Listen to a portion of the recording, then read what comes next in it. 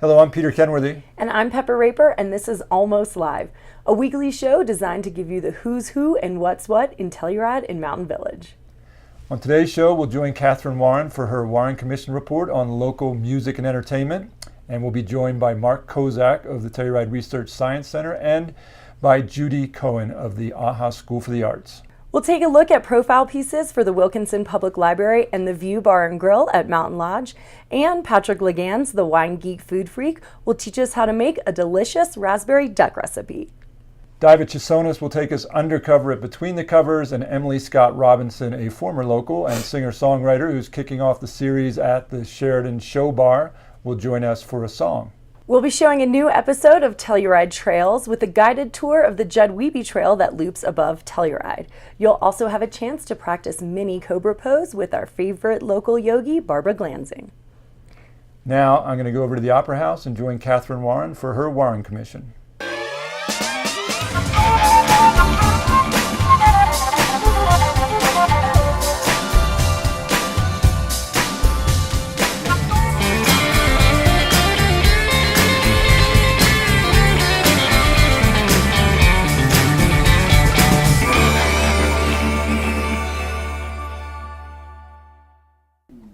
Hi, I'm here with Catherine Warren at the historic Sheridan Opera House, and Catherine's going to share some of what's coming at us this week. Give us a little bit of sneak preview of music. Yes, even though there's no major festival happening this weekend, we get a little bit of a breather. There's still plenty of fun to be had, so do not worry. What happened the weekend after the 4th of July last year? It was the Ride Festival, and we have an extra weekend in July, so it's forthcoming. Got it. But this weekend we have the Annie Booth Jazz Trio at the Bob Saunders Black Box Theater. That's part of the Palm at the high school, and that's Friday at 7:30 p.m. And if you like funk, if you want to shake your tail feather, we've got Big Sam's Funky Nation at the Sheridan Opera House. Are there people who don't like funk? A few. Really? I choose not to call them my friends, but they do exist, apparently. So we've got Big Sam's Funky Nation at 9 p.m. on Friday at the Opera House. And then on Saturday, one of my all-time personal favorite bands, I grew up on reggae, we've got the Wailers. Oh, you're kidding me. Obviously, Bob Marley is no longer in the band, but... Where are they? They're out of... they're playing at the Opera House, and that is a 9 o'clock show, and they, of course, come all the way from Kingston to share the... legendary reggae music. Share the love. Yeah, so that's really looking forward to that. And also on Saturday at the Liberty, we have Porch Couch, Telluride's own local trio now, boy band. They've added a bass player since they last visited the Telluride TV studios. Oh, yes. Yeah. So that's 10 p.m. at the Liberty. And then on Wednesday at the Phoenix Bean, the Telluride Gold Kings play. That's part of their weekly installment. And I just got news that Porch Couch has unfortunately had to cancel their Tuesday evening gigs at the Phoenix Bean because they are getting more and more gigs elsewhere. So stay tuned to see popularity. Yeah, and I don't know who that is yet, but hopefully next week I'll know who's filling in for their Tuesday slot. I'm going to throw you a question which we haven't rehearsed, you haven't anticipated it, but do you have any idea when the Buck comes back online? Because I was just thinking about music venues and the role that the Liberty's been playing, sort of picking up a lot of slack for music events, and the Buck is just offline. So, typical Telluride fashion, construction project has taken longer than originally anticipated. What a shocker. When we built our show bar, it was supposed to open July 4th weekend, and we didn't fully open until October. So hopefully the Buck is not on that timeline, but I haven't run into those, to the owners recently, haven't heard the scoop, but hopefully within the next month, because I miss the Buck. One more of the many construction projects in the middle of town right now. Yeah, it's not summertime without a beer in the front window of the Last Dollar Saloon. What are you going to be doing for the 4th, Catherine? I will be working the Telluride Plein Air event in downtown Telluride, and we get a break for the parade, and then after the event, I'm going to bed. And of course, this show will actually air on the Friday after the 4th. Yes. So if people miss Plein Air, you can check our website, TelluridePleinAir.com. We're going to be doing an after sale that I'll set up after once we know what pieces are still available, and you can buy your own painting of Telluride and the surrounding region. And it's a cool event. It's really fun. So anything else in the black book? I've got one more trick up my sleeve, but I think we'll get to that shortly. Yeah, let's wait. Okay. Let's wait, because we've got a special little segment for you this week. Now let's go and join Patrick Legans, the wine geek food freak, who's going to show us how to make a grilled duck breast in a mint and raspberry sauce. Patrick Legans, the wine geek food freak. Today I want to show you something you can do with duck breast. I found a beautiful piece of duck in our local market, Clark's Market, as well as some beautiful raspberries. First, all I'm going to do, I have some boiling water. I'm going to add my raspberries, and then I'm going to add some sugar, a lot of sugar. And then we're just going to let that soften up and reduce for a few minutes. Meanwhile, I'm going to go outside and grill the duck breast. You know, one of the things you really want to be careful about, the fat on the duck breast really produces a lot of smoke. So just be cautious, it causes a lot of flame. All right, so we're finished grilling our duck breast. Now let's finish the sauce. Our raspberries, sugar, and water have reduced. Now we're going to take it, we're going to put it into our blender. Meanwhile, I'm going to turn my pan on, a little bit of butter. Let that start to blonde while we're blending this off. Now caution, this is very hot, so you always want to have a towel, just in case. And I always like to pulse it the first time, just to make sure. Just to make sure I'm good. I'm just going to blend that off for a hot minute. I'm going to take this sauce. There's seeds, so I need to run it through a sieve. I'll take my spoon and I'm going to push the rest of that through there. My butter is about blonde. I'm now going to add my sauce that I've strained those seeds out. Beautiful. I'm going to add a little pinch of that white pepper, a tiny pinch of salt, and then I like to dredge mint through, not chop up, because I love the color of this dish and I don't want to disturb that in any way. So I'll literally just take some mint and just wipe it around in there. And believe it or not, it'll pick up a lot of that mint flavor. Meanwhile, while that's finishing off real quick, I'll cut my duck breast up. I like my duck medium rare, and that's exactly what we got here, kids. It's always good to take your duck when you're done, because it still will bleed out a lot. I put it on a little paper towel just to let it rest for a minute, okay? I'm gonna check my sauce. That's really good. Now I'm gonna take my raspberry sauce. I'm gonna pour it on that plate. Just like that. Then I'll take my duck breast. I'll fan that out. Grab my decorative piece of mint. Right there, like that. And there you have it. Grilled duck breast and raspberry mint sauce. Until next time, remember all you need is good ingredients, some care, and a minute of your time, and you can eat like me, Patrick Legans, the wine geek, food freak.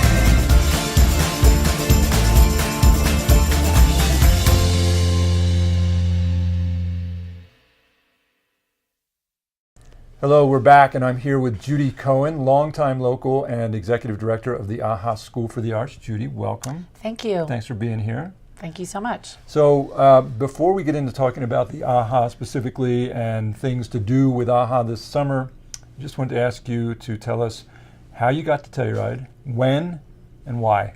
Okay. So I went to school in Maine, and I graduated in 1985, long time ago. And I wanted to see bigger mountains. So I got a job at the Skyline Guest Ranch with the Barclay. Farneys. Yep, with the Farneys. Barclay Durrani, actually, who was a friend of mine, and she got me a job as her assistant cook. So I drove out here in 1985 and never left. Oh, wonderful. You know, they were the first people that I asked about a job before yeah? I moved here. Yeah, I had this dream that I wanted to be a wrangler. Anyway, that's another story. Yeah. So you came, and when did you get involved with the AHA? So in 1991, the school opened, and I had just stopped bike racing at the time. I was sort of between jobs, and I approached Daniel Tucker to see if I could volunteer, do some work study hours for a printmaking class in letterpress printing.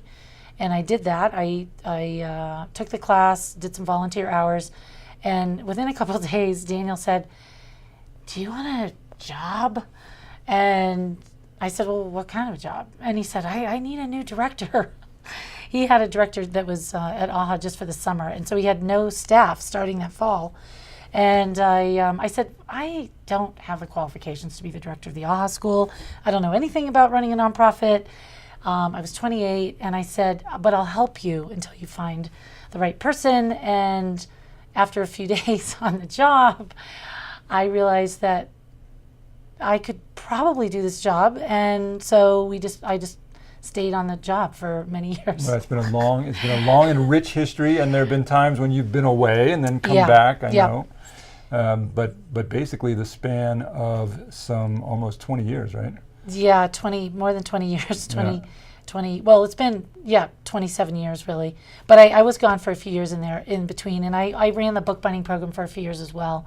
But no, I'm back at AHA. I've been back as the director for a little over 5 years, and very excited about where it's going. Yeah, it's going great places. And one of the things that never ceases to impress me is just the volume of activity at the AHA school. I mean, when you see all the programs, all the different things that are going on pretty much all the time, it always, as I say, impresses me with just the amount of management that's involved in making that all happen. Yeah, it's true.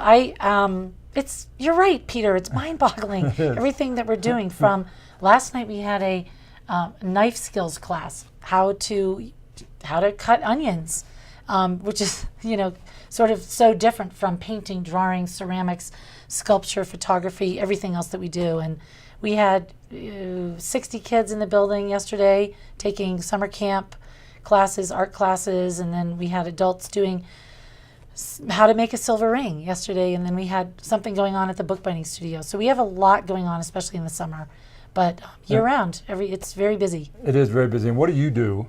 Because right now you've got even bigger fish to fry with building a new building, and we'll talk about that in a moment. But what do you do to regenerate, re-energize yourself? What do you do to get away from it, get away from that stress and pressure of all these things happening? Well, I take a couple trips every year. This spring I went on the Grand Canyon, a 21-day river trip, and I row my own boat, and that is my great escape. But I'm a jock, and so I ride my bike, I go hiking, I've been swimming in the pool, that kind of thing. Good. I get outside, you need like it, most right? everybody. This is why I'm here. I'm here in Telluride because of the mountains, and so I feel like I spend all of my free time outside. So, okay. That leads us to the big hole in the middle of town, the huge hole, and this big project you have of a new building and moving AHA to the center of town. Can you tell us a little bit about the history of that and where you are and what the projected sort of timeline is? Yeah, so in 2014 we paid off the loan that we had on our current building, the depot, and that took about 7 years from when we bought it in 2007. And then we were getting ready to do a capital campaign to renovate the depot. We had some plans, we had done some cost estimates on how much it would cost. And when we sat down with our board, right before I was ready to submit a grant to the State Historical Society, a new board member said, well, this is so exciting, and I assume that this is going to be our long-term home. We have plenty of space there. And, I said, well, actually, we won't have room in the new building for the Telluride Painting School, which is a program that we had started a few years before. And so she said, well, why are we renovating this building if it's not going to be enough space? In my mind, I was thinking, oh, we'll figure that out later. We'll find a new space for the painting school. And at that point, we said, well, you're right. We should maybe look around to see if there's something that would be better suited and just do one construction project. And that led us to meet with the town to find out what kinds of projects they had going on and land that they had available. And we found out about this very interesting project on the corner of Fur and Pacific, where they were developing a affordable housing unit and some underground parking. And they said, my gosh, we never even thought to approach you. They were looking for a community partner in that space. And Perfect. they were discussing, having conversations with a lot of other people, but had never approached us. So we quickly said, well, we are interested. And it happened actually rather quickly that we became partners and kind of switched our focus to that building instead of the depot. The big concern was with the depot, moving out of the depot, was to find, the right tenant for the depot as well. Right. That's that. It worked out that TSRC, the Telluride Science Research Center, is under contract with us to buy the depot, and so everyone's very relieved. No one wanted to see the depot go to a private home or condos or something like that. So that was really one of the main concerns that pretty much everybody in town had. So it's a big project, and as I said at the outset, there's a big hole right now in the middle of town. You've just recently surrounded it with some plywood and some wonderful art, which is a big improvement, I think. Yes. Any blowback from people about all the construction activity in the middle of town? I think at the very beginning, people were upset with having to drive around the site, but I would say the majority of the people love it. They love watching the construction. Kids go down there and watch those little trucks. And those little trucks that aren't so little, but they look little because they're deep down in the hole. I'm sorry, I said little, but I did. You're right. I'm thinking like little, Tonka trucks down there. When I walk around there and everyone says that they come up to me and they say, oh, I was just at the site, and everyone's talking about how cool it is to be able to watch the construction. It's the biggest construction project in Telluride in a long time or ever. And you can see everything that's happening. Yeah, it's huge. So we did put, and the town really encouraged us to decorate the outside of the fence with art. So we've had a lot of different young people and older people making art that goes around the fence. Project. Yeah, around the fence. So.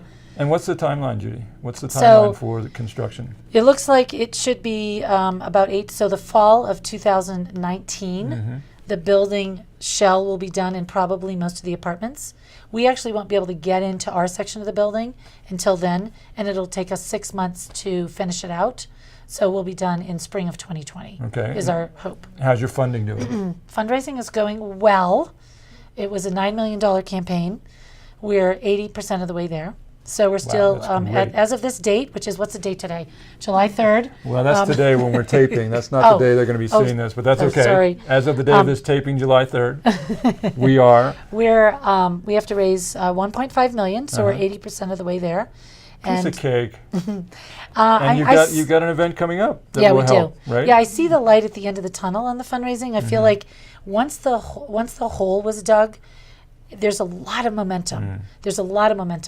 And we have a big event, our art auction, which is July 20th. And, yesterday, this is just an example of people wanting to support us. The Ski and Golf Company donated a 1-year platinum membership to the auction? To the auction, to be auctioned off. It's valued over $17,000. We're so grateful. Thank you, Telluride Ski and Golf Company. So you'll be able to bid on that. And we have so many other great items. And our paddle raise, which is when anybody can just raise their paddle in support of the school, all of the funds from the paddle raise will be going to the new building. Perfect. Yeah, and the theme of the auction this year is Sweet Home Aha, like Sweet Home Aha. And we're celebrating our newly, soon to be acquired Sweet Home. It's a lot to celebrate. It's a great thing to celebrate. AHA School for the Arts is a great organization, and any of you who have never been to the art auction, it's not to be missed. So thanks for coming in. Thanks You for bet. talking to us. Thank Good you. luck with everything, Thanks so much. especially the fundraising, because I know how hard that can be, and you do a great job at it. So Thanks, congrats. Peter. All right. Now let's join our friends over at The View at the Mountain Lodge to find out what they're doing over there. When you walk into the View Bar and Grill, you'll see immediately where we got our name. Our relaxed, comfortable, and welcoming atmosphere will immediately make you feel on top of the world. Whether you're relaxing by the fire, enjoying a bite to eat by the pool, or having a cocktail at the bar.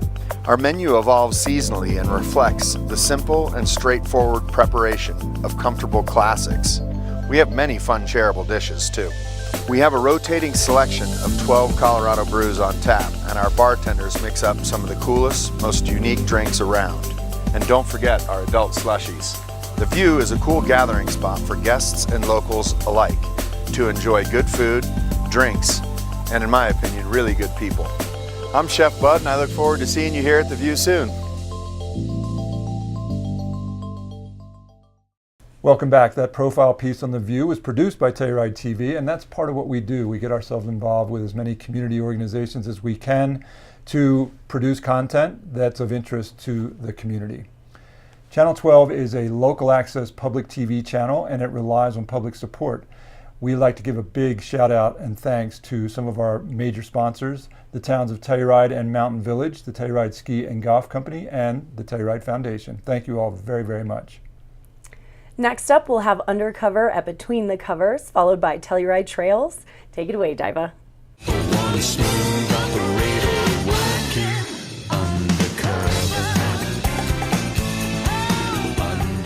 Greetings from Between the Covers bookstore, Telluride's fiercely independent bookshop since 1974.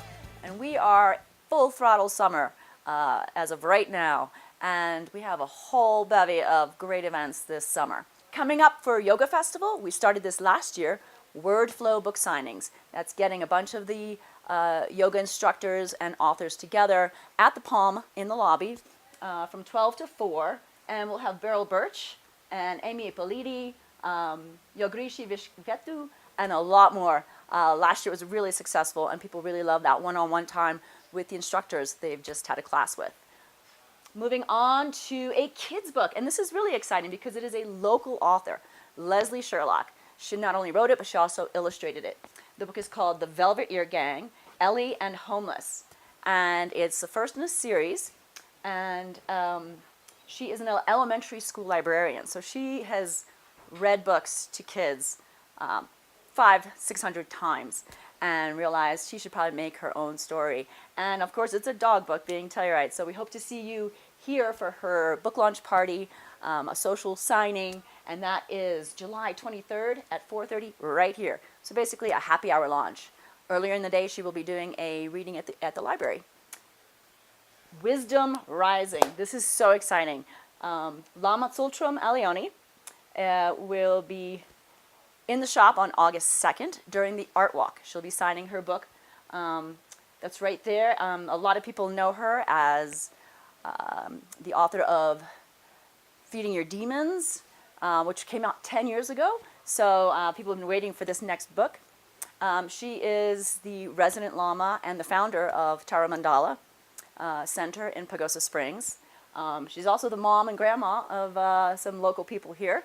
And she's actually the first American ordained Buddhist nun when she was 21. She's got a lot of knowledge and a lot of interesting things to talk about regarding the mandala and the dakinis and empowering the feminine mystique. Let's see. Oh, wow. River of Lost Souls. That's a book by Jonathan Thompson. You might recognize that name. He's a contributing editor to High Country News. This book is really important to him. He's a sixth generation San Juanzian, if you can say that, growing up in the Durango area. And he's a journalist and an environmental activist. And he had to write this book after the 2015 Animas River disaster with the Gold King mine. So it's part science, part personal story. And I have a quote from Andrew Gulliford, who's a historian and professor at Fort Lewis College in Durango. Thompson combines science, law, metallurgy, water pollution, bar fights, and the occasional murder into one of the best books written about the Southwest in years. So that'll be August 12th at the library, and we're really looking forward to that, and possibly putting together a workshop for aspiring journalists with him. Beyond that, in August, it'll be the Telluride Mushroom Festival, where we set up a pop-up shop over at the main venue at the Opera House. I basically lived there for 4 days. And this year's guests are Paul Stamets, Trad Cotter, Eugenia Bone, Katrina Blair, and a whole bunch of others. And we'll have signings there over that 4-day weekend. So basically, something for everyone. And we look forward to seeing you in the shop and enjoying our cafe in the back with the sunny deck. Have a great summer, Telluride.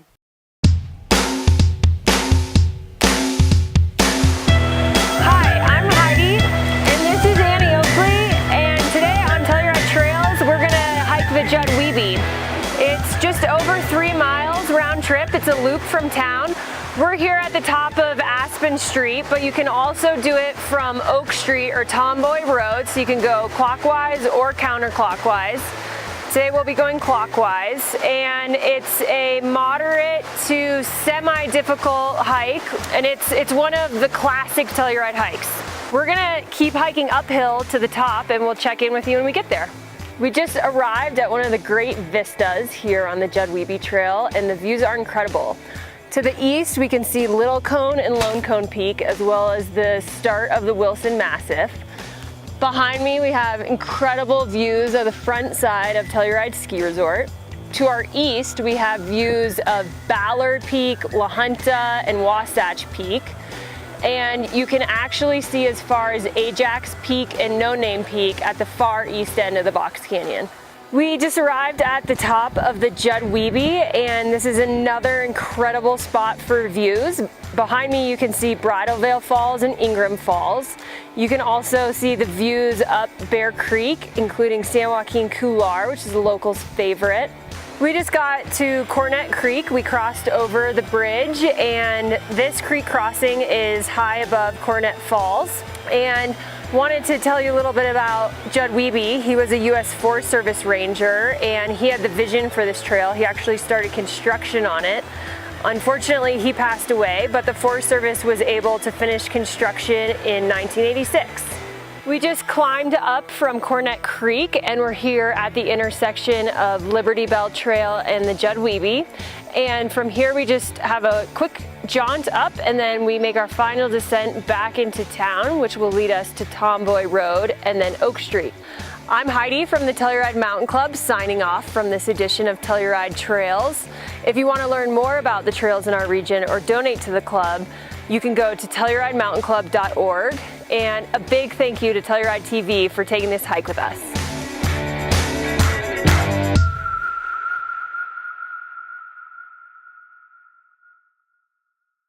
Thanks, Heidi, for showing us the Judd Weeby Trail. That's a great one in town that a lot of us love to hike. So I'm excited to have Mark Kozak here in the studio, the Executive Director for the Telluride Science Research Center. So before we get started on the Science Research Center, tell me a little bit about how you ended up here in Telluride. And Well, I moved here. Well, I started coming here in 2008, and then essentially I moved here for love. I moved here to marry my wife, who was living here at the time. So that's great. Yeah. And you've been here since 2008, or when did you move? I moved full time. I was commuting back and forth between Boulder for 2 years, and then in 2010 I moved full time and basically did a bunch of consulting work in sustainability and energy remotely from here. Yes. Yeah. So how'd you get involved in the Telluride Science Research Center? Can you tell us a little bit about that? Yeah, well, so the job for executive director came up in 2015, and I applied for it and was hired. So that's kind of how I got started. Well, tell us what the Telluride Science Research Center is and what it does. I think a lot of people are familiar with the name, but maybe not exactly what's going on. Right, yeah. And, the other way that people often refer to us is TSRC, but obviously Telluride Science Research Center spells it out more. So what we do is we help scientists and engineers collaborate on new ideas and common research challenges. And so essentially they come here and they meet in kind of a think tank setting. Yeah. So they meet in groups of around 25 scientists, and it's all invitation only. So and what's very exciting is each year we host about 1,300 scientists across 500 international and domestic institutions. And is that throughout the summer? Yes, it is mainly throughout the summer, although we do host workshops in the winter and the fall, but a lot of that is limited to our access to programming space. And actually, we're in the process of buying the depot from AHA School for the Arts. Exciting. And that will allow us to operate year-round. Yeah.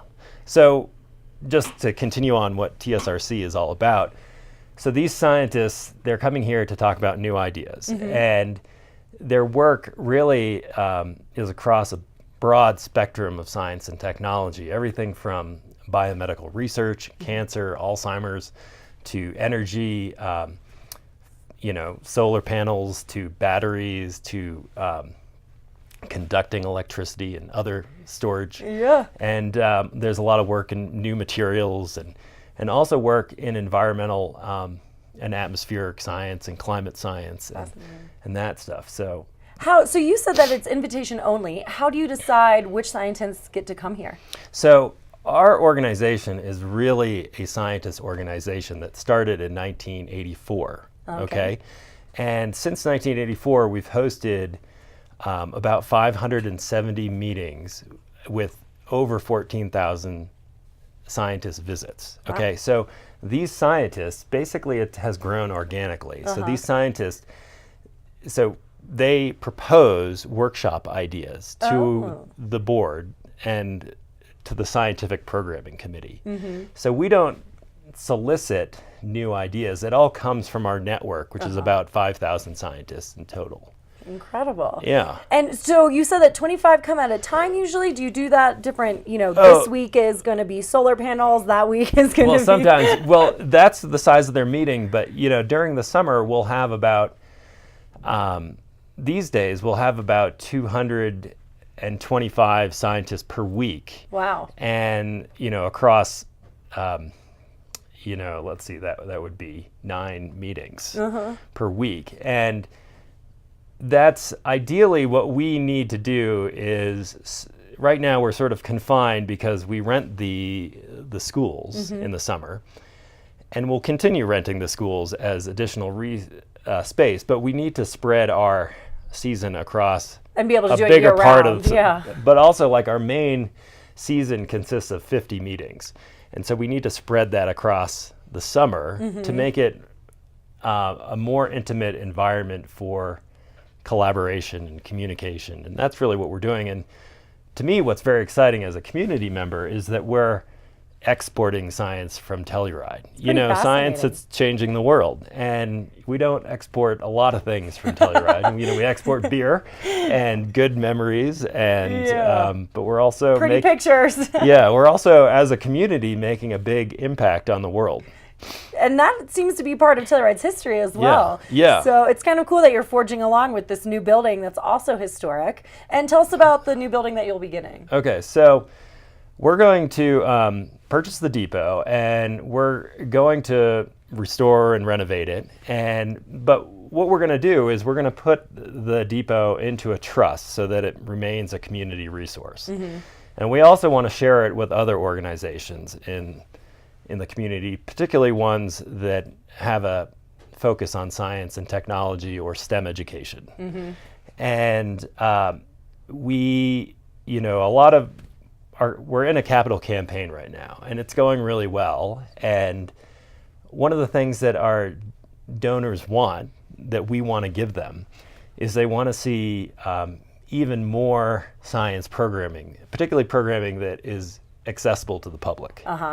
And so with that, we're going to create the Telluride Science and Innovation Center and create actually a new nonprofit entity that collaborates with all the science and technology organizations in town and helps to curate more programming.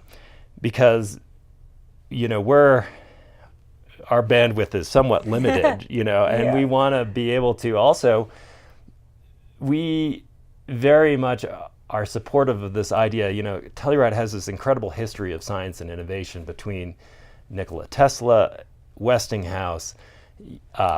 You know, they tested the internet here in 1993, you know, public access to the internet. That's where they did the pilot worldwide, and then held an international telecom symposium in 1994 to discuss how do you deliver the internet to the community, to the public in the world. Yeah. And then that's really exciting. You guys are charging ahead with all of this new innovation and still in the same space and speaking to our history, which is awesome and fascinating. So it will be a great meeting place for developing new ideas and moving society forward. Awesome. Well, thank you so much for coming in and talking with us about it today. We appreciate All right. it. I really appreciate it. Thank you. Now let's head to yoga with Barbara for mini Cobra pose.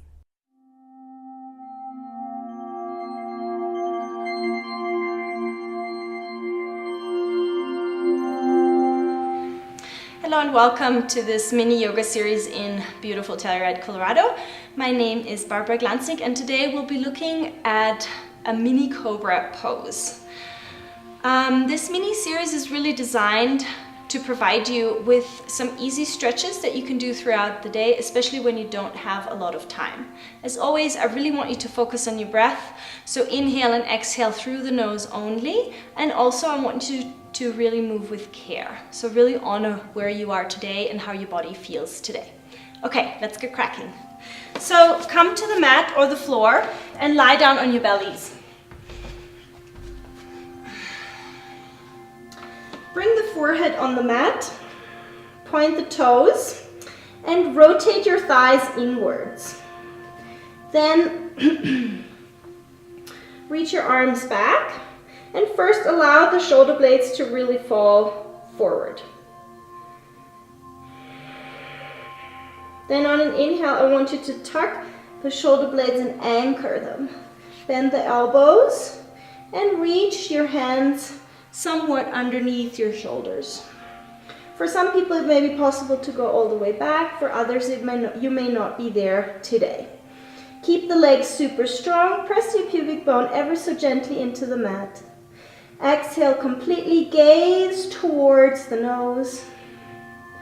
On an inhale, just lift the heart with your back muscles. Keep the chin tucked, reach your heart forward, and stay here for 1,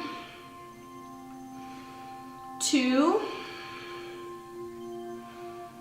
3, 4, and 5. Exhale down and release. Allow your back to completely relax. And then let's do that one more time. So point the toes, inwardly rotate the thighs, bring the pubic bone a little towards the floor, tuck your shoulder blades, anchor the scapula, exhale.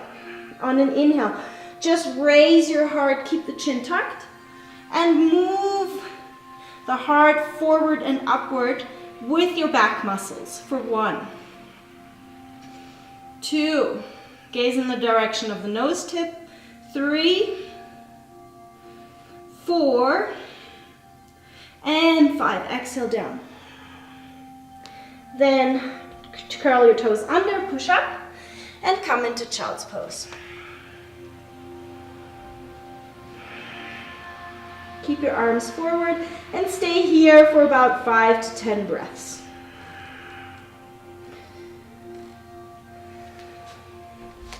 And then slowly come up. So this mini Cobra should really emphasize on working on lifting the heart with your back musculature rather than yanking your head back.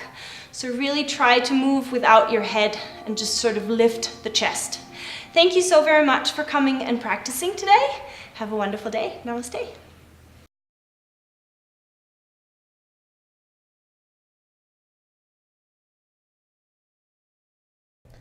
Thank you, Barbara. We love these yoga shorts. And for anyone who wants to catch more of her yoga shorts, you can go on to Telluride TV's YouTube channel. And she has some longer form shows that we've done that show on our public access channel 12. Now let's join Catherine Warren and Emily Scott Robinson at the Opera House. Thanks, Pepper. It's Catherine Warren. I'm back with a very special segment featuring my dear friend and the very talented Emily Scott Robinson. Welcome, Emily. Thank you, Catherine. It's so good to be here. So I brought Emily on air today because she helps kick off our summer songwriter concert series in the Show Bar. It's a total mouthful, but it's going to be a lot of fun. On Thursday, July 12th, we're going to have special sort of acoustic singer-songwriter sessions in the Show Bar, 7 o'clock, and we're so thrilled to kick it off with you, Emily. I'm so excited. It's going to be a really intimate night of songs and stories. I just made a new record, so I'm going to be playing the whole record all the way through, and it'll be lovely. We love the Show Bar. And so speaking of your new record, you worked on it with a gentleman by the name of Will Kimbrough. Yes. What did he do to help you with the album? So this is cool because Will Kimbrough is coming to play at the Show Bar on the 17th for the Songwriter Series. He's amazing. He played guitar, mandolin, organ. He just kind of played all over my new album. Jack of all trades. Yeah, he's amazing. He's normally out on tour with Emmylou Harris and Rodney Crowell. Oh, no big deal. Just not with Emmy. So you'll have to come to my show, and then I will make you also come to his show because it's going to be amazing. Okay, so sounds good. So I became very good friends with Emily because she lived in Telluride many years ago. Can you tell viewers sort of your background story, which I think is so lovely and fascinating? Yes, I moved to Telluride and sight unseen in 2011 to take a job with San Miguel Resource Center. And I worked at San Miguel Resource Center full-time for a couple of years. I met my husband here, Ruth, if you guys know Ruth, used to wait tables at the Chop House. And Telluride we've just never gotten Telluride out of our system. Now we live full-time in a motorhome, and I started doing music full-time 2 years ago. So we decided to move into this RV and travel around the country for me to tour. That's so awesome. It's really much been better awesome. than the typical Sprinter van or Yes. packed Toyota Corolla. I don't know. Yes, I'm a fan of like lots of space, you know. I said, actually it was funny, I was talking with your mom and I said, yeah, a lot of people our age move into vans, and I was like, but we couldn't do that. And she was like, yeah, you can't live in a van with your spouse and stay married. And I was like, yeah, you're right. We have a separate bedroom and a living room area. So it's been super fun. Yeah. And I was actually, last summer, I was here and I drove past the old house that we used to live in and out near the airport. And it was for sale for $1.3 million, this little one-bedroom house.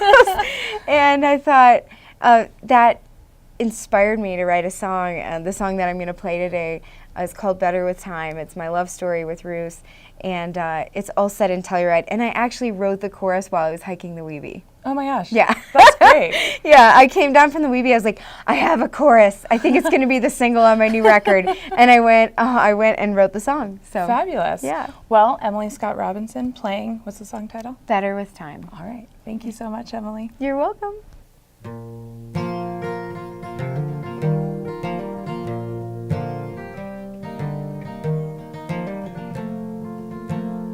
Yesterday, I drove past the house we used to live in.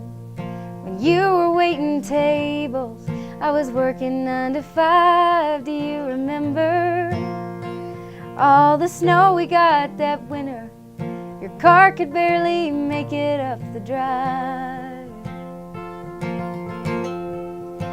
We had to skimp and save to pay that rent, but it was worth every last cent just for the view. One-bedroom house, big bay windows facing south. Watch the sunrise on the mountains every morning next to you.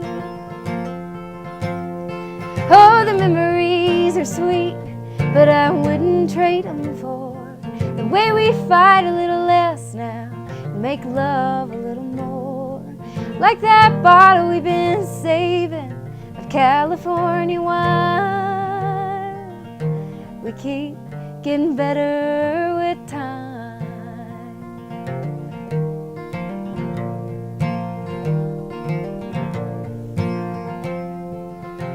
we couldn't wait. A year was all we needed to know the love we'd found was something rare. We said our vows on a weekday on this mountain with a bottle of champagne and the Book of Common Prayer. And that first Christmas, you'd bring home bottles of good vintage that your table didn't finish, and we'd drink a midnight glass and fall asleep by the soft light of the tree, with the dog down by our feet in each other's arms at last. Oh, the memories are sweet, but I wouldn't trade them for the way we fight a little less now and make love a little more. Like that bottle we've been saving of California wine. We keep getting better with time.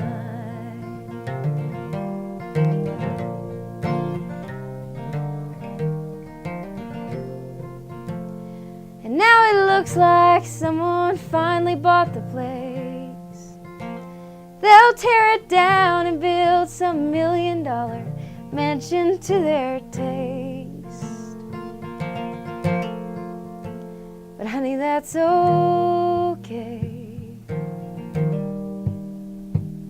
'cause the memories are sweet, but I wouldn't trade them for the way we fight a little less now and make love a little more. Like that bottle we've been saving of California wine. We keep getting better with time. We keep getting better with time.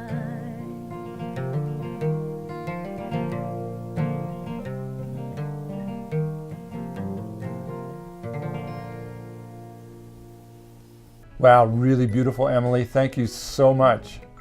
Well, Almost Live is almost over. But if you missed part of the show, never fear. Almost Live airs every day, morning, noon, and night. And you can always catch it on Telluride TV's YouTube channel or on Facebook. See you next time. Bye.